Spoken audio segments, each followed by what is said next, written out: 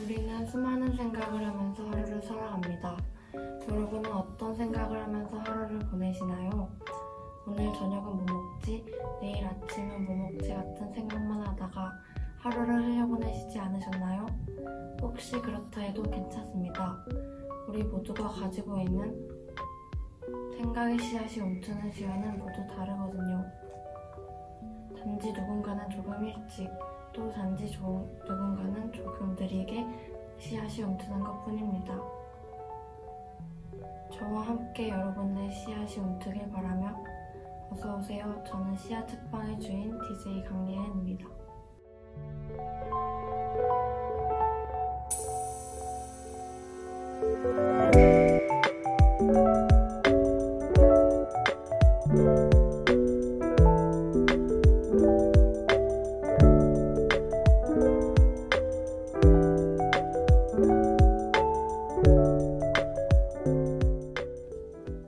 제가 소개드릴 책은 손원평 작가의 아몬드입니다. 이 책은 감정을 느끼는 뇌의 기관 중 하나인 편도체가 아몬드처럼 작게 태어난 윤지에 대한 이야기입니다.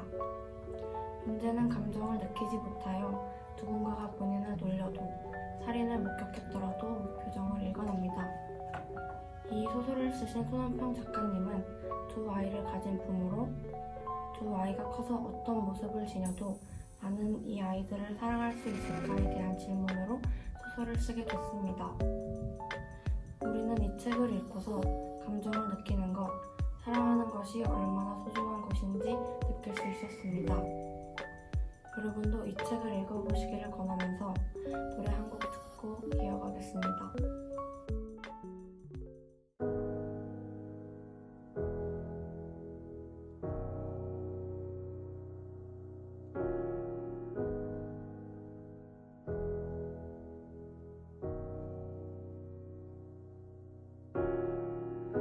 누구를 위해 누군가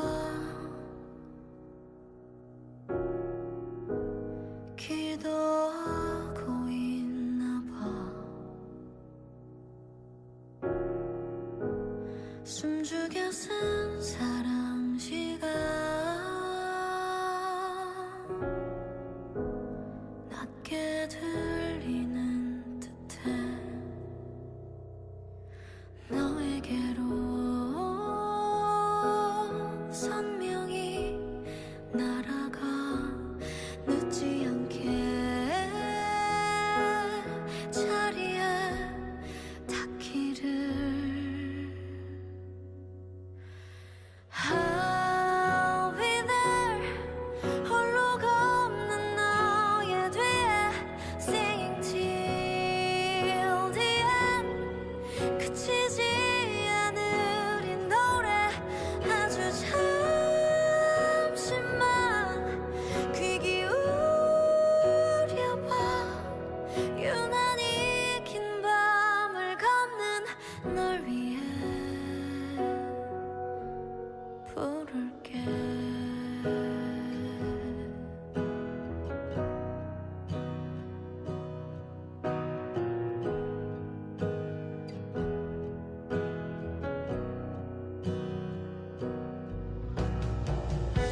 또 한 번 너의 세상에 별이 지고 있나 봐. 숨죽여 삼킨 눈물이 여기 흐르는 듯해. 할 말을 잃어 고요한 마음에 기억처럼 들려오는 목소리. I'll be there 홀로 걷는 너의 뒤에 Singing till the end. 그치지 않을 이 노래 아주 커다란 숨을 쉬어봐. 소리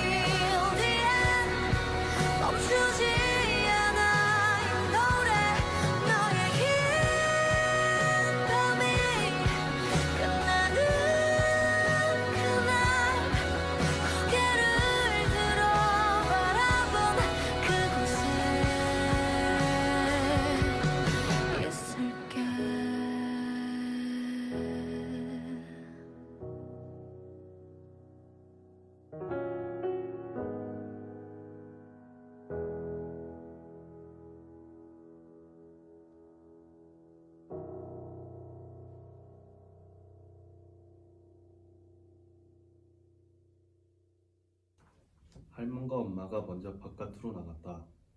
여전히 눈은 펄펄 내리고 있었고 엄마는 뭐가 그리 좋은지 깡충깡충 뛰며 손을 뻗어 눈송이를 잡으려 애썼다. 할멈은 그런 엄마를 보며 배를 잡고 웃다가 창너머로 나를 향해 환한 웃음을 보냈다. 종업원이 다가와 커다란 사탕 봉지를 뜯었다.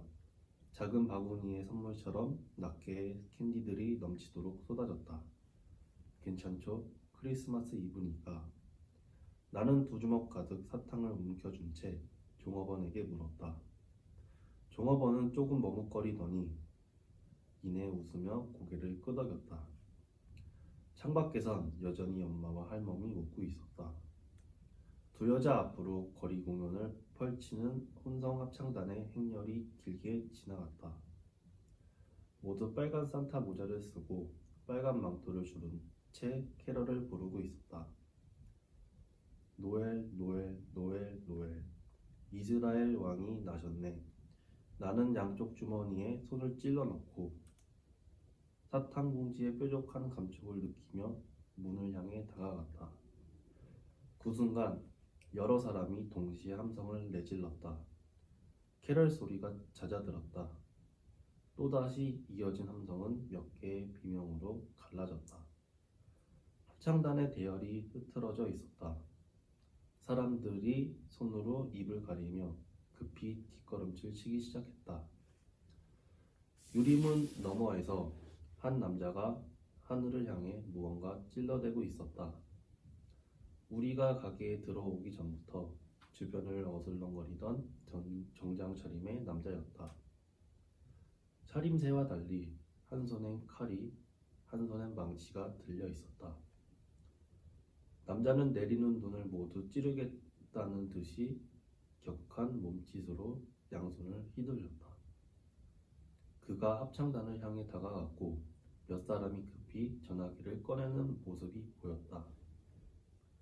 남자가 고개를 돌렸다. 그의 눈이 엄마와 할머니에게서 멈췄다. 그가 방향을 틀었다. 할멈이 엄마를 잡아 끌었다. 다음 순간 믿을 수 없는 광경이 펼쳐졌다. 남자가 엄마의 머리 위로 망치를 내리찍었다. 한 번, 두 번, 세 번, 네 번. 엄마가 바닥에 피를 흩뿌리며 나동그라졌다. 나는 바깥으로 나가기 위해 문을 밀었지만 할멈이 소리를 지르며 문을 막아섰다. 남자는 망치를 향해 떨구곤 다른 손에 쥔 칼로 공기를 몇 차례 뺐다. 나는 유리문을 쾅쾅 두드렸지만 할멈은 고개를 저으며 온 힘을 다해 문을 막았다. 할멈은 거의 울다시피 하면서 내게 무언가를 반복하여 말했다. 그러는 동안 할멈의 뒤로 남자가 다가왔다. 뒤를 돌아 남자를 본 할멈이 커다랗게 포효했다. 하지만 단 한 번뿐이었다. 할멈의 거대한 등이 내 눈앞을 가렸다. 유리에 피가 튀었다. 더 빨갛게 내가 할 수 있는 거라곤 점점 더 빨개지는 유리문을 바라보는 것뿐이었다. 그러는 동안 아무도 나서지 않았다. 저 멀리 얼어있는 전경들이 보였다. 마치 남자와 엄마와 할멈이 한편의 연극이라도 벌이고 있다듯 모두들 꼼짝 않고 바라보기만 했다. 모두가 관객이었다. 나도 그중 하나였다. 희생자들은 모두 남자와 아무런 관계가 없었다. 나중에 밝혀진 바에 따르면 남자는 매우 전형적인 보통의 삶을 살던 소시민이었다. 그는 4년제 대학을 졸업하고 중소기업에서 14년간 영업직으로 일하다가 경기 침체로 갑작스러운 구조조정을 당했다. 퇴직금으로 치킨집을 차렸지만 2년이 지나지 않아 문을 닫았다. 그러는 와중에 빚을 얻었고 가족은 그를 떠났다. 그 후 남자는 집 안에서만 생활했는데 그 시간이 자그마치 3년 하고도 반이었다. 그는 반지하 방에 기거하며 근처 슈퍼에서 물건을 사거나 어쩌다 구립 도서관에 들르는 것 말고는 일절 집 밖으로 나오지 않았다. 그가 도서관에서 대출한 책들은 긍정을 습관화하는 방법이 담긴 자기 계발서들이었다. 남자의 초라한 책상 위에는 보란 듯이 크고 거친 필체로 쓴 유서가 놓여 있었다. 오늘 누구든지 웃고 있는 사람은 나와 함께 갈 것입니다. 저는 이 책에서 가장 중요한 부분을 꼽으라면 이 장면을 고를 것 같아요.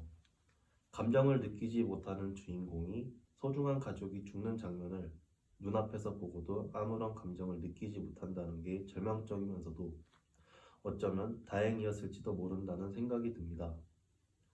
만약 주인공이 평범한 사람들처럼 감정을 느낄 수 있었다면 아마 눈앞에서 가족이 죽는 모습을 평생 트라우마로 가지고 살았을 것입니다. 살인자는 엄마와 할멈에게 원한을 가진 사람이 아니었습니다. 그는 가장 평범한 사람 중 하나였습니다. 단지 안 좋은 일이 조금 생겼을 뿐입니다. 회사에서 해고당하고 가게가 망하고 그의 가족은 그를 떠났습니다. 그를 보면 세상에 나쁜 사람은 없다. 나쁜 상황만 있을 뿐이다. 라는 말이 떠오르네요. 아마 그가 저 상황에 가기까지 누군가 그의 주변에서 조금이나마 힘이 돼주었다면 그가 살인을 저질렀을까요? 저는 아니라고 생각합니다. 물론 그의 상황이 안 좋았다고 해서 그가 저지른 일이 정당화될 수는 없습니다. 하지만 유서만 보아도 그가 세상을 얼마나 증오했는지 알 수 있습니다. 결국 모두의 문제였던 것 같습니다. 그를 떠난 그의 가족, 부정적이게만 생각했던 그까지 모두 문제투성이었습니다.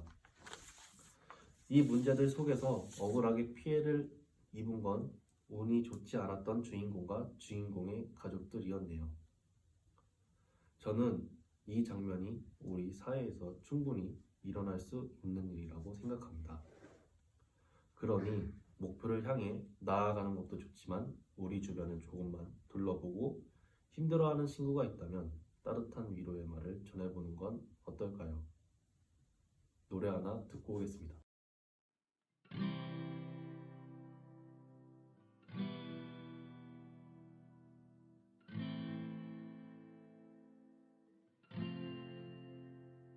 좋은 일들만 그대를 성장시키진 않을 거야. 힘들 거예요. 어딜 가든 나쁜 사람들은 있잖아요. 미안해요.